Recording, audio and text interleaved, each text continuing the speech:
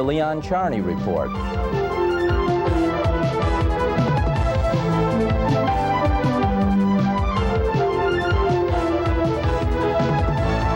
And now, here is your host, Leon Charney.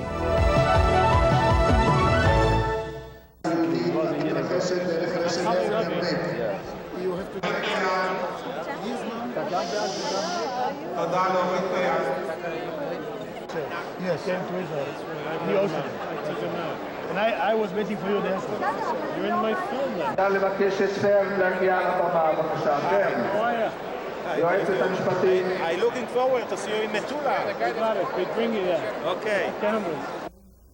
Hi, I'm Leon Charney, and this is the Leon Charney Report. And we're talking to you from Jerusalem, Israel. And guess what's happening here? A World Zionist Congress. You remember Theodor Herzl, the man who sort of founded Zionism?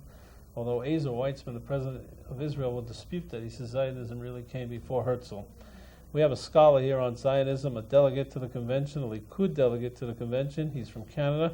His name is Rabbi Poupko. I hope I'm pronouncing it correctly. Rabbi Poupko. Poupko. And he's got some real interesting insights as to what's going on here. Rabbi, welcome to the show. Welcome, thank you.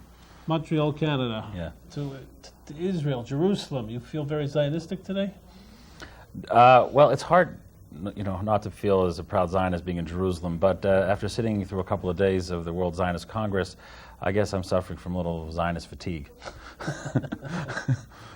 Do you think that the general public, even in Israel, is clear on what the function is of this Congress? I think that they are generally completely unaware this Congress exists. The newspapers rarely cover what goes on in Zionist Congress. It's viewed as an anachronism by those who are aware of it, but again, mostly people are unaware of it. There are many people, sensible people, who question its relevance today, that we have a government of Israel that's democratically elected. The notion of a World Zionist Congress bringing together Jews from across the globe based on Zionist affiliation is a bit of anachronism, in that most Jews who are Zionists outside of Israel do not affiliate or identify with one particular political party. In Israel, they're Zionists for them, which means support of Israel, support of the democratically elected government of Israel at the time, without any particular loyalty to any party. You say that the fact that they have factions here is a little bit, I don't want to call it silly, but it's out of date? It's out of date. We live in an overwhelmingly non-ideological age.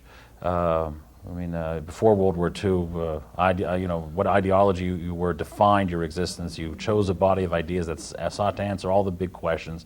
People today are fundamentally non-ideological.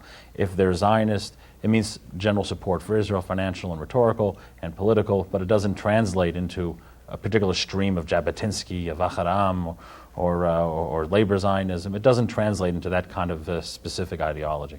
So why did you come? Why did I come? That's a very good question. Why did I come? It's my daughter's in school here this year, so I get to visit her. It's an excuse to sit and deliberate on the issues of the day with sometimes intelligent and thoughtful people. But again, it's hard to impart relevance and to ascribe relevance to this gathering. Much decided here will be forgotten tomorrow after the resolutions are passed. A lot of backroom stuff. A lot of backroom stuff. What was really accomplished is that for a handful of Israelis from Likud or Labor or from the religious Zionists, they're guaranteed some jobs out of this in the postings of the World Zionist Organization, the Jewish Agency. But other than that, other than an employment agency for people who couldn't manage to get into Knesset, it doesn't really do much practical. Truthful man. Bring me into how this issue plays into what's going on in this country, or with respect to the conversion law. You're an Orthodox rabbi? Yeah, I'm an Orthodox rabbi, which means I'm the poster boy for the bad guys who are, allegedly trying to divide the Jewish people.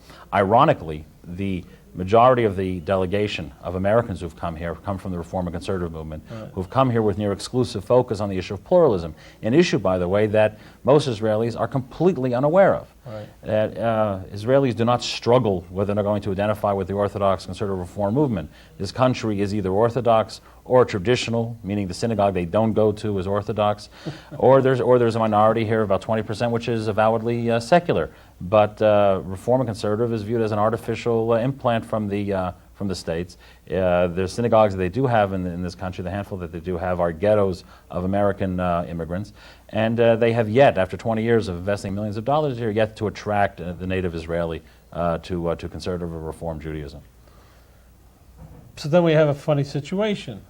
We have, I think it's Arza and Meretz and others who all belong in this pluralism, and they think that that's what should happen here. They've come here with a strong delegation. I know the Arza, I think it is. The Reform Zionist movement, yes. They came here. In the United States, there was an election for this post, Right. for these delegates.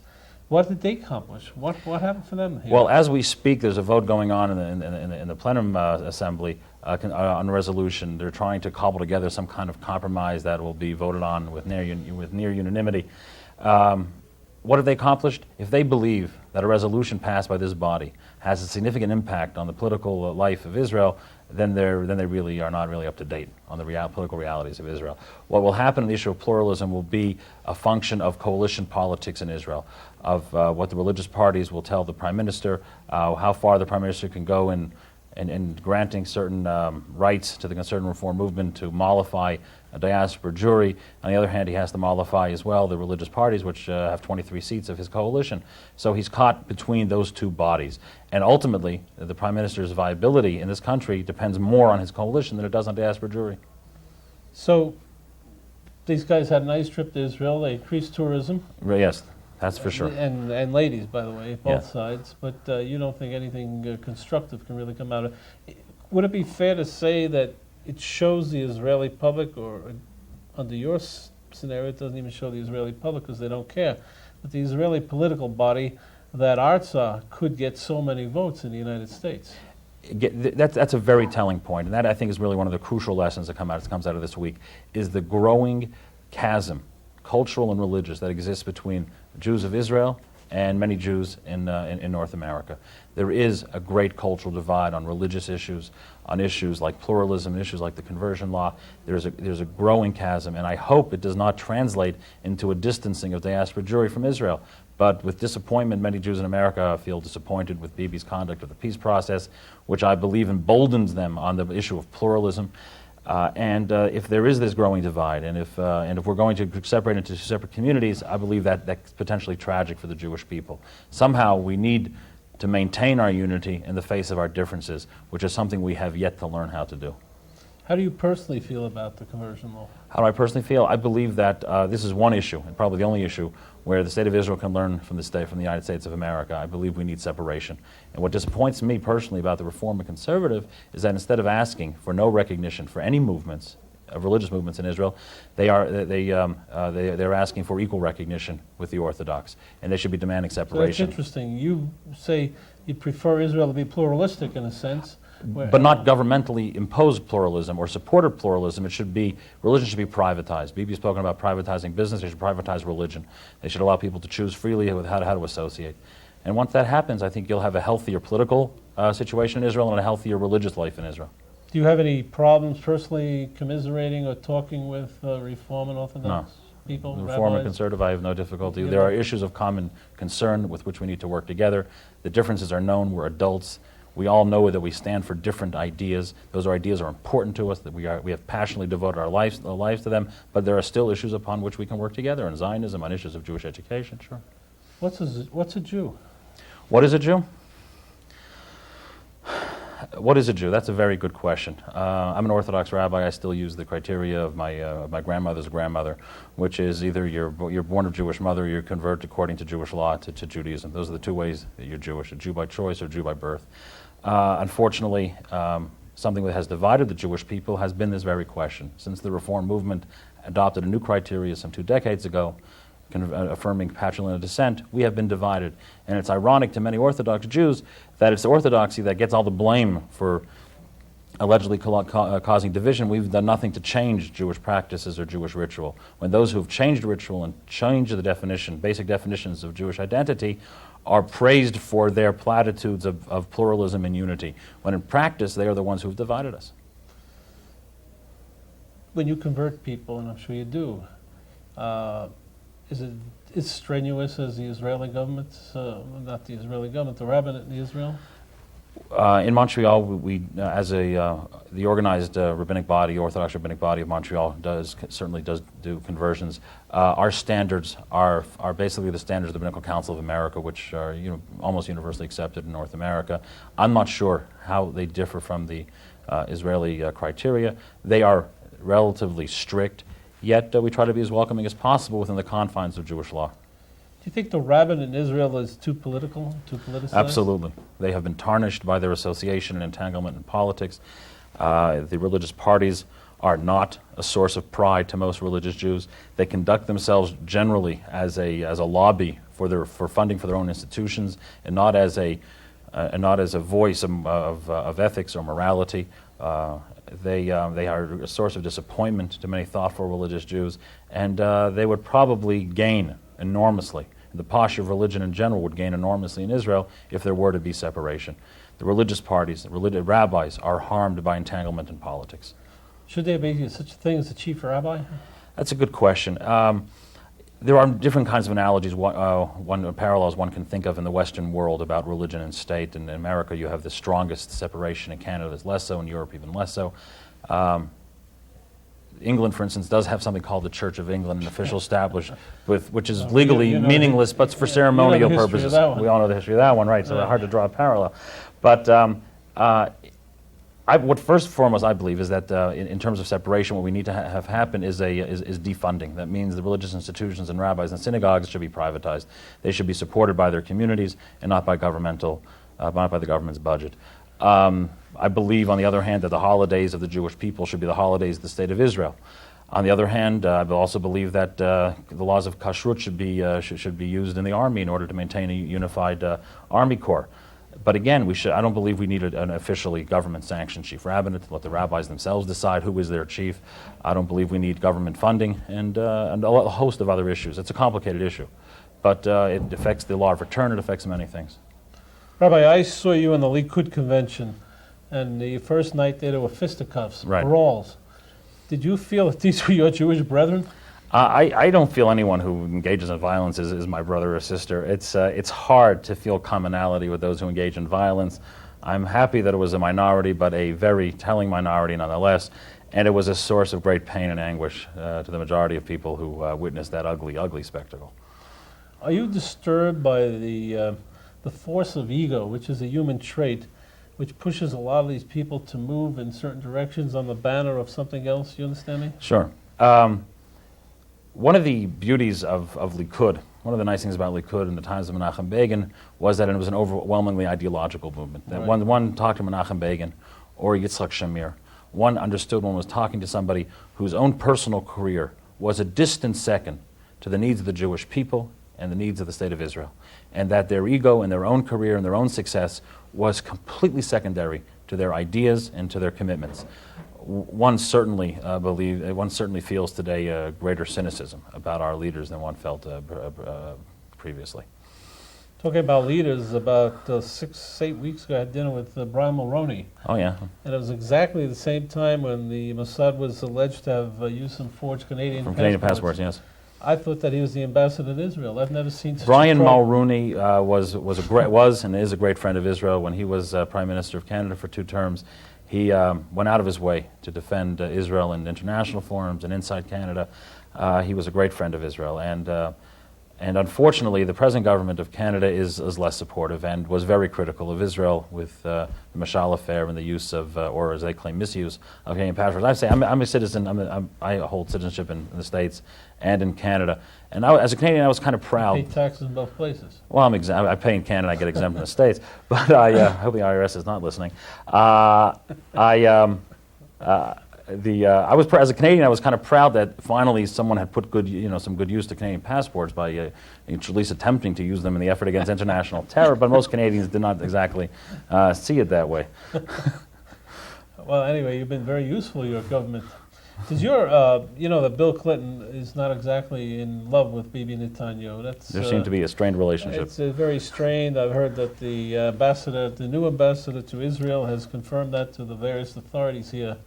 Does the government of Canada have any position with Bibi Netanyahu? Well, they were very, again, critical after the after the Marshall affair. Right. Canada's not a big player in international affairs, let's be blunt. America is the dominant player in the Middle East. After them, the European Union and possibly the Russians. Canada follows the lead. I heard the foreign minister sleeps for 4 hours in Canada every day.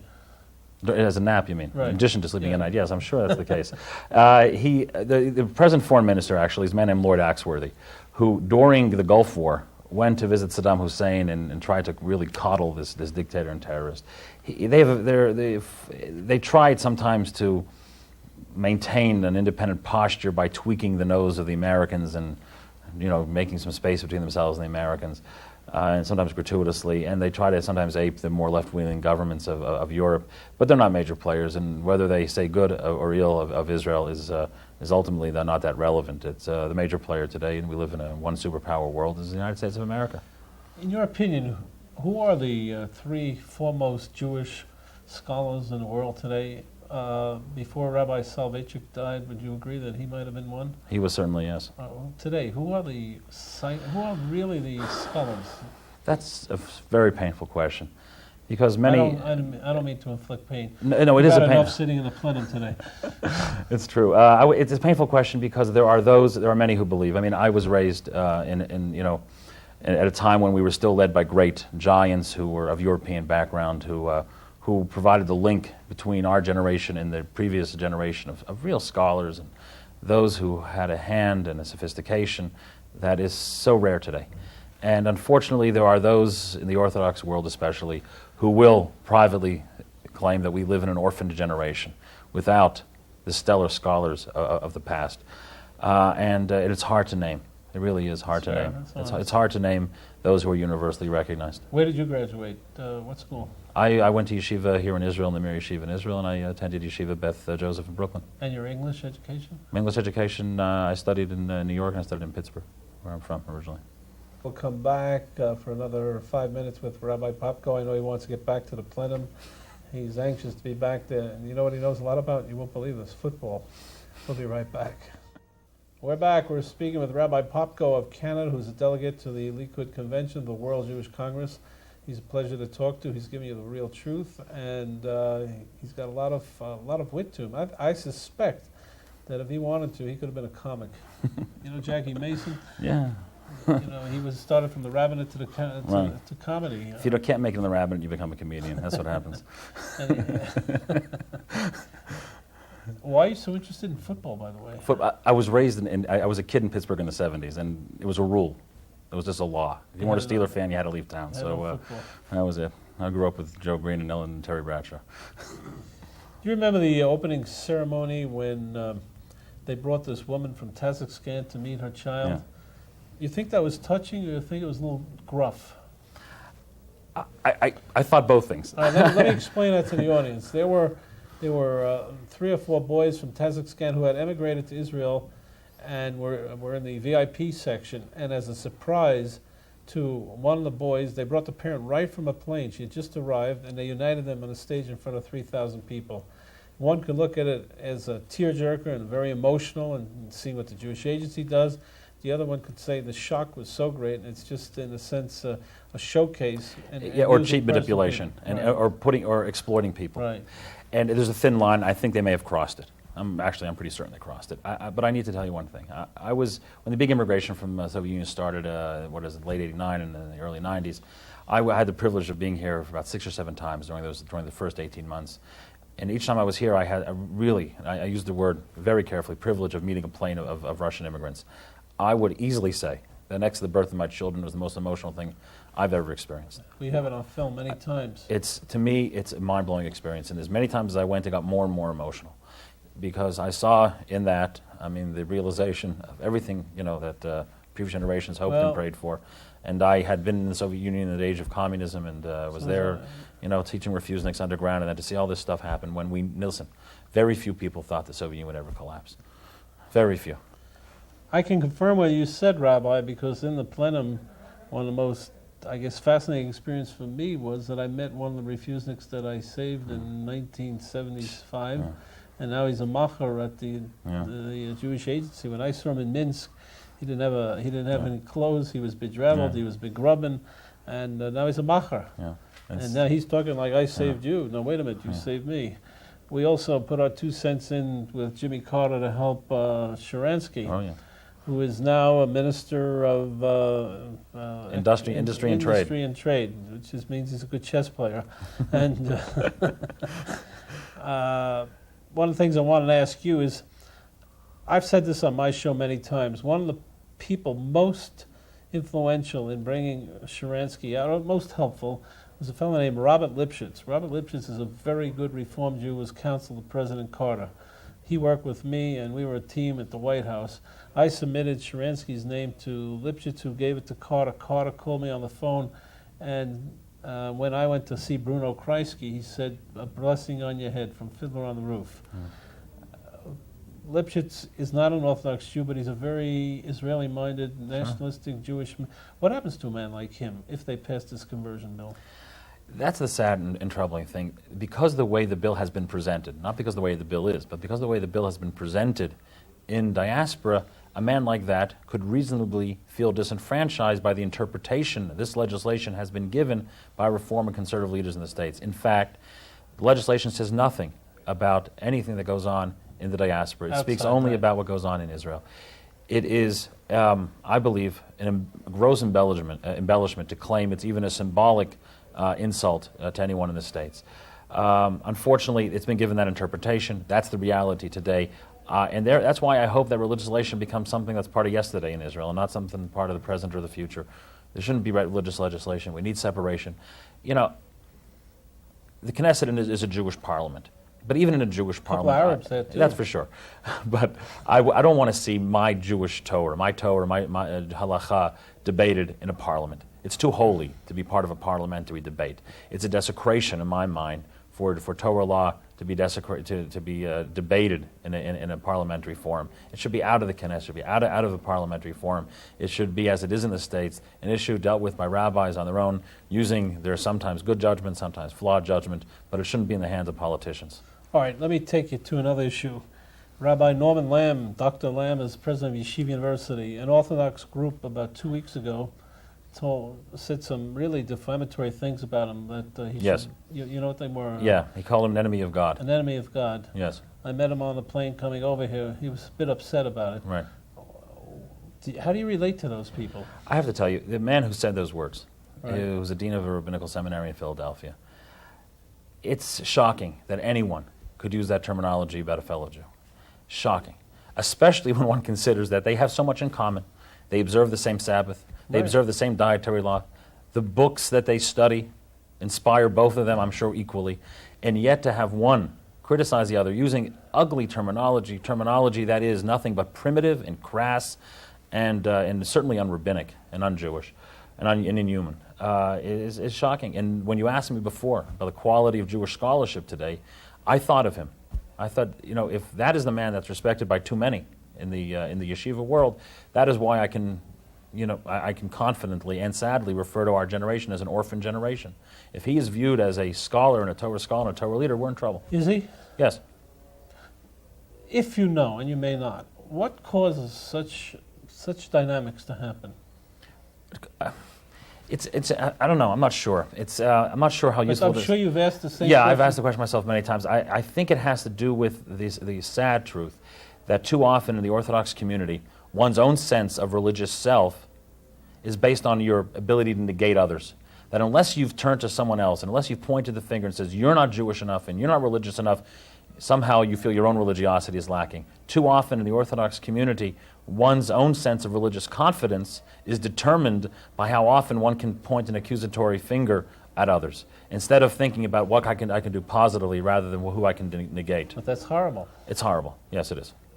If one would really look at Judaism, and I'm not a rabbi, you are, the fastest I ever got there was the pulpit as a cantor, and I just didn't stay on long enough.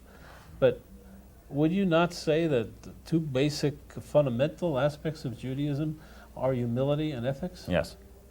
And it's something I learned from my father, and I hope all rabbis learn from one source or another. So if I have to point to you to look better than you as an Orthodox Jew, I've lost my sense of humility. Absolutely. That means the rabbis that I grew up with, the scholars that taught a previous generation, never spoke like this. They never use this kind of language about a fellow rabbi or a fellow Jew. And it's just horrific that that young people today are being raised in the Orthodox community by a generation of leadership that is failing more. That is. And that's the point. Isn't it very dangerous that Sure it is. he's attracting young people? Absolutely. These types of yeah, people? sure. Very influential, sure. And there's no way to combat that. Hopefully, we can rely on the basic good sense of most people to understand at a certain stage in their life that what they've been taught isn't perfect. And I'm saying that with guarded optimism. So it's a very tough period, Yeah. not only for Zionists but for Jews. Yes. Rabbi, Nice it's to been be my with you. pleasure to have you. Thank you. And good luck to you in Montreal. Thanks. Your congregation has a blessed rabbi and a very Appreciate witty it. man and a very introspective one. I'm sure you're troubled by a lot that's going on. It's coming out as a smile, but inside it's hurting hurts. a little bit. Nice to see you. Come up to Montreal. Thanks again. We'll be back to continue our journey through the World Zionist Congress. Don't leave us. We're back. We're continuing our journey at the World Zionist Conference, and we bumped into a very important individual today. His name is Bobby Brown. He's the Prime Minister's advisor on pluralism today, right, Bobby? It's diaspora affairs. Diaspora affairs, but the diaspora affairs is pluralism. We just had Rabbi Poupko on here as an Orthodox rabbi, and I would say a very modern Orthodox rabbi. He said the issue is not a very tough issue in Israel today, not a very strong issue. But as you know, and you've been American citizen, and you've been to America 100 times already on this issue, you know it's a big issue in America. Where is it going? I know that you, I think, were the originator of the Ne'eman Commission. Well, I've been kind of working on this issue from the beginning. I was involved in the formation of the Ne'eman Committee. I've been involved in all of the discussions between government and the conservative movement, the reform movement, here and in the States. Basically, the idea that we have something in common has to find expression. And how that expression comes and how we begin to weave a relationship in Israel is only just beginning. And we created really a milestone. We created the first time a committee where Jews of different points of view try to talk out their differences and find solutions. And that to us is the beginning of a victory. How tough is it? Well, when all sides speak in the name of God, it's kind of tough. We are looking for that which binds us more than that which divides us. And we've had some breakthroughs. I believe we can find a solution. But again, we're not yet there. Anything happen at the convention which is meaningful on this issue? Well, there are two places really that have traditionally Jews of different backgrounds, religious backgrounds, work together. One within the Zionist movement, and the other one is in the Claims Conference, dealing with finances that came from Germany. And Swiss is actually a different organization, Right. but German reparations money. And we feel that the worst aspect of this conflict is when Jews won't talk to Jews. When Jews will say, I won't talk to that kind of Jew. And we're all brothers under the skin, and we're looking how to solve this problem by a consensus issue. Have there been any ultimatums on either side? Oh, lots of them. So you're an ultimatum king, right? You hear it all day. Well, it's very interesting because what we have is a Jewish population with 5 or 10% on one side that wants a knockout, and 5 or 10% on the other side that wants a knockout, and 80% of us in the middle that are scared stiff of what a split in the Jewish people would mean. So the tensions have to rise and fall all the time. Tensions rise and fall, and a lot of times there are very activists on all sides and people who use language they shouldn't use on all that right? sides. Tough language you hear? Jewish men and women? Well, unfortunately, the people don't have the sensitivity to people who think differently, whether it's words against the Haredim or words against the reform movement, and that basic respect that we need as a people, even when to respect people who agree with you is easy. Are you yourself Orthodox, Bob? I'm Orthodox. And do you personally have any problems with the conversion law today as it stands? Well, I think most Israelis don't, as most Americans, don't understand the law.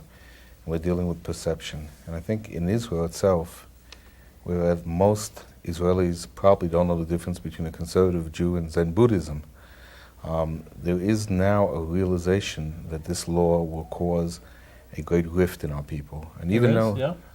I think most Israelis say, I don't really understand the issue, but I don't want to harm our relations with our fellow Jews. It's interesting because we interviewed Rabbi Ravitz today of Degel Torah and Ephraim Sneh from the Labor Party, and diametrically opposed views. I mean, 180 degrees. Rabbi Ravitz said it's not a great issue. Sneh said it's one of the great issues facing Israel today. And Bobby Brown's in the middle. I think ultimately it is one of the great issues, but I'm not sure everyone realizes that yet. I think we have to, it's really that decision, is Israel a country of its citizens alone, or is it a country of the Jewish people? And here we have a very, very keen difference, that the reform and conservative movements in Israel are very, very small movements. Numerically, in political power and financial power, they're almost non-existent. Yeah, Ravitz said that. Okay, but on the other hand, it is the majority of world Jewry, and it's a very interesting connection. In Israel, Orthodoxy is the choice, the synagogue that most secular Jews choose not to go to. How involved is the Prime Minister? The Prime Minister is extremely involved. Certainly, the milestone of starting this dialogue would never have started without him. We constantly have discussions where the committee is at, where it's going, what can be done, can he help. When there was an era of crisis, I found myself meeting with him on this issue 4 or 5 times. That is, we were at his birthday party and he pulled me aside and said, where's the committee at, what's happening, why is this happening? And I think he completely understands the gravity of the issue. Tell me, a typical day for you. How many rabbis call you? Well, I didn't realize that this was going to be a rabbi job, but it really is. I would say that in the Israeli side, since we've begun this, Ne'eman has probably met with about 150 to 200 different rabbis and Orthodox leaders. Israeli rabbis? Yeah. I've probably met with about 50. I've also probably met pretty much all of the major figures in the conservative reform movement, both in Israel and certainly in the States and some of the other countries as well. I initially, before we even began the Ne'eman Committee, I had the privilege of addressing the Rabbinical Assembly, the conservative Rabbinical Convention, and what was invited for a half-hour discussion wound up being a 5.5-hour discussion. But it's important, and it was very important because the feeling was, not only are you doing us damage, but you don't care about us.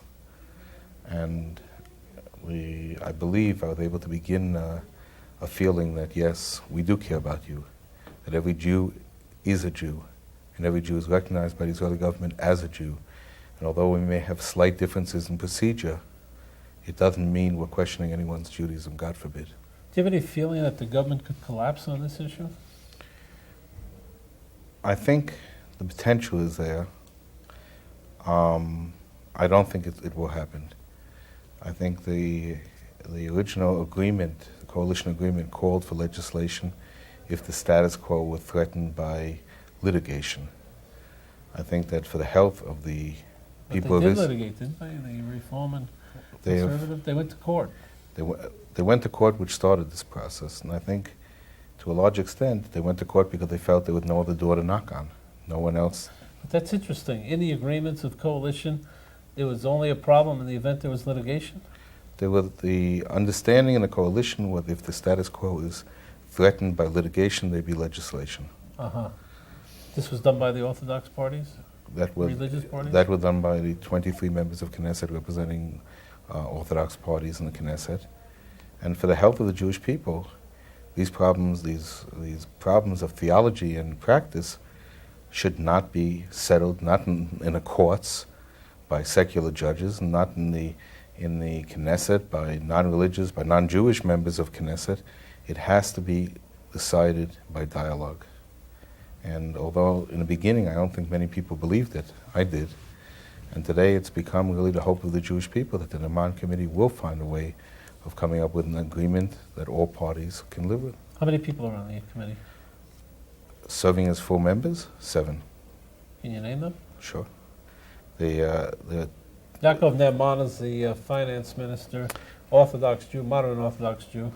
He's the finance minister, but he began before with finance minister. And when the prime minister asked him to be finance minister, he agreed only on condition that he can continue with the committee. We have Dov Frimer, who is Orthodox.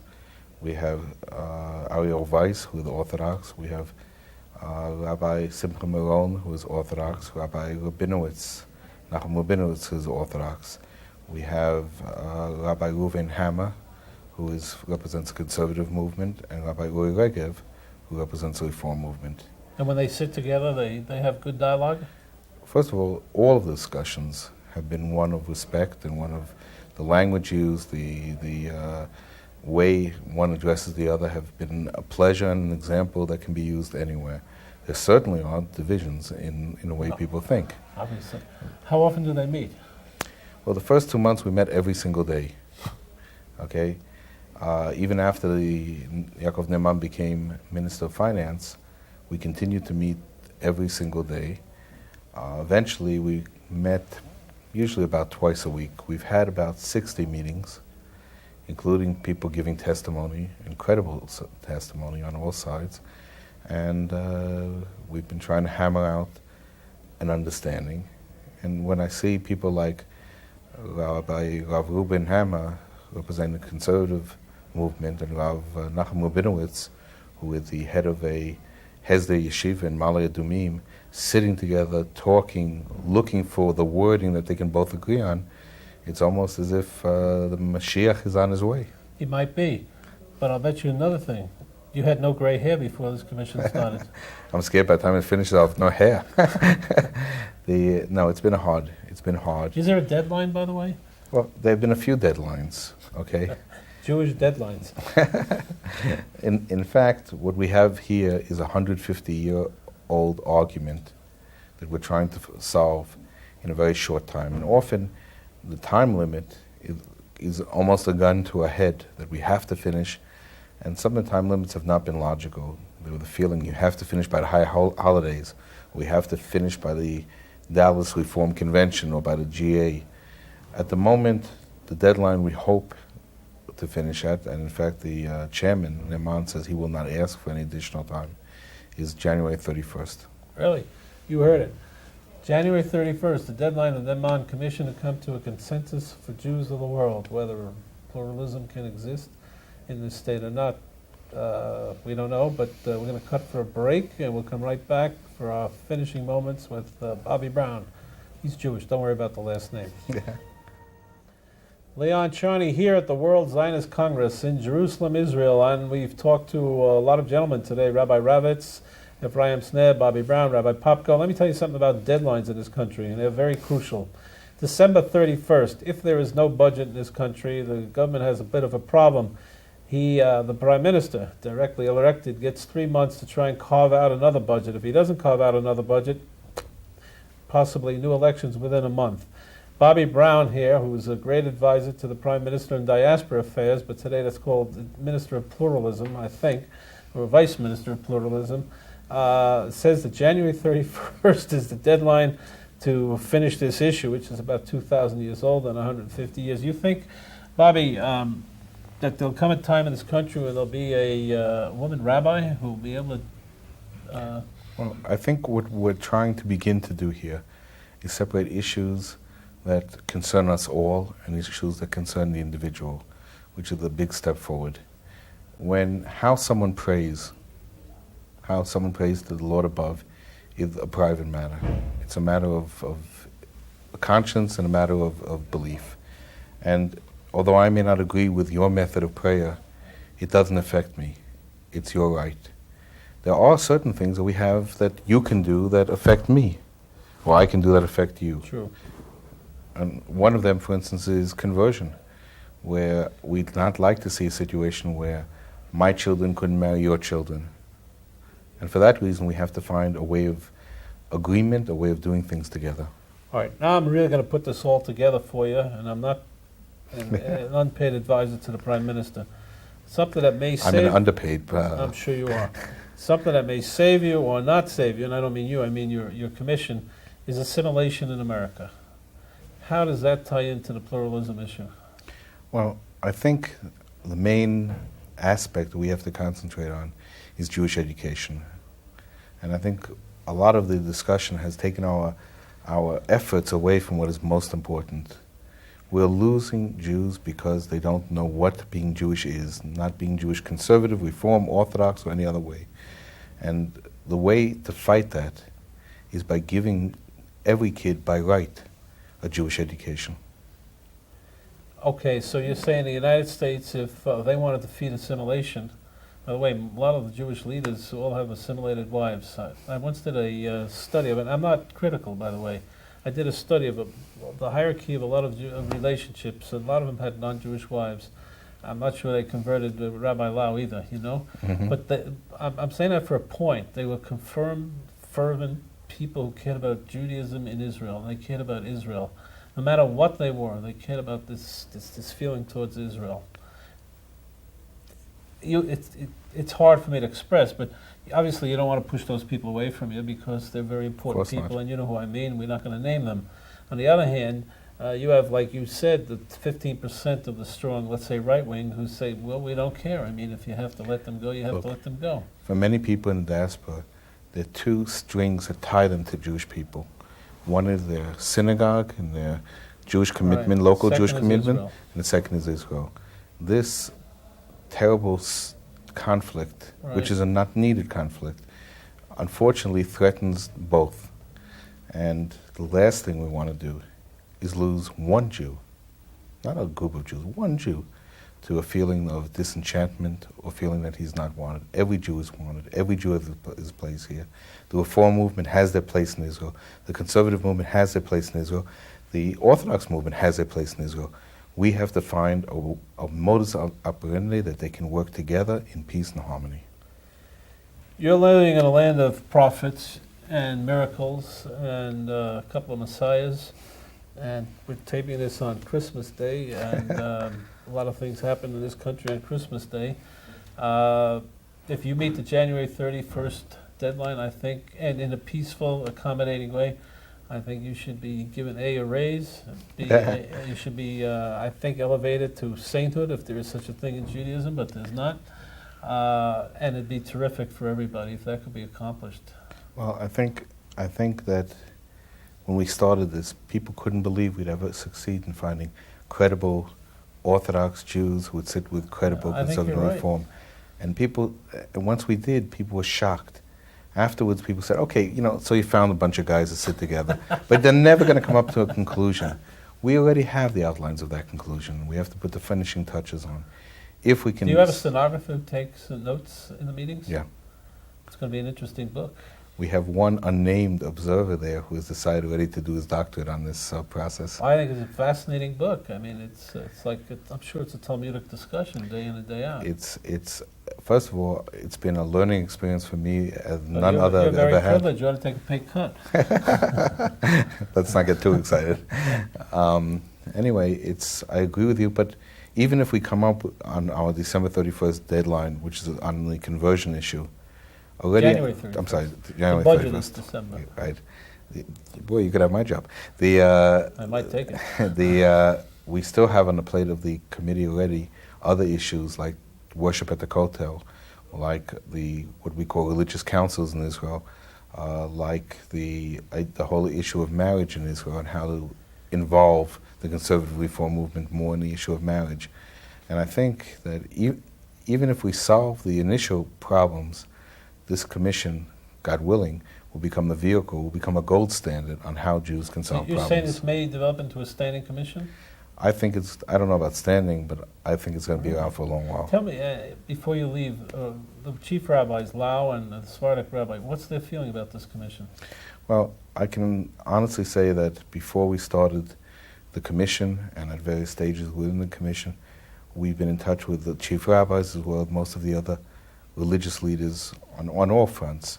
There is no intention in this commission of coming to a conclusion that is not acceptable to one of the wings of Judaism. The idea here is not only come to a conclusion, but come to something that could be implemented. And for that reason, we are constantly in touch. They're not always in agreement with the direction we're going in, but we believe that a accommodation is possible. Is most of the work done with American Jewry, or do you also take in juries of other continents and other countries? Well, anytime I travel, and Iman travels, or anyone who's been active in this process travels, we certainly wind up meeting with the spectrum of Jewish belief in each country. And each country is a mosaic. No country resembles exactly the same. Would you say the strongest place is the United States?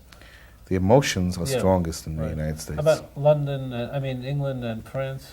Well, in England and France, for instance, some of the very, very controversial areas of practice aren't practiced. There is no patrilineal descent, for instance, in England. There is no, by and large, to my knowledge, there are no reform or conservative because rabbis. they're organized Jewish communities in those countries. Right. They don't perform marriages between Jews and non-Jews. Right. And so the diversity and the areas of conflict are less. Right. Bobby, pleasure to see you. Pleasure to see you. February 1st, we'll do the first interview after your celebration of accommodation. I may have a hangover or I may be in a bomb shelter, but we'll hopefully have a solution. All right, good luck to you. Thank you. There you see it. Two interesting discussions by Rabbi Poupko and Bobby Brown. And if you want to be hopeful on Christmas Day and Hanukkah, I think you can after hearing these two discussions. מתחת השמיים שניים כמו זוג עיניים יש לנו זמן מתחת השמיים בינתיים אנו כאן את ואני את ואני את ואני המיטה רחבה לתת אהבה לילה ויום לילה והיום לילה ויום והחיוך מתנצל שהוא מתעצל באנו לכאן מתחת השמיים שניים כמו זוג עיניים יש לנו זמן מתחת השמיים בינתיים אנו כאן שנינו אחד שנינו אחד שנינו אחד אחד שלם ועגול, שלם וגדול, בואי ניתן, בואי ניתן, בואי ניתן, אני אתן לך לתת לי לתת לך, כן באנו לכאן, מתחת השמיים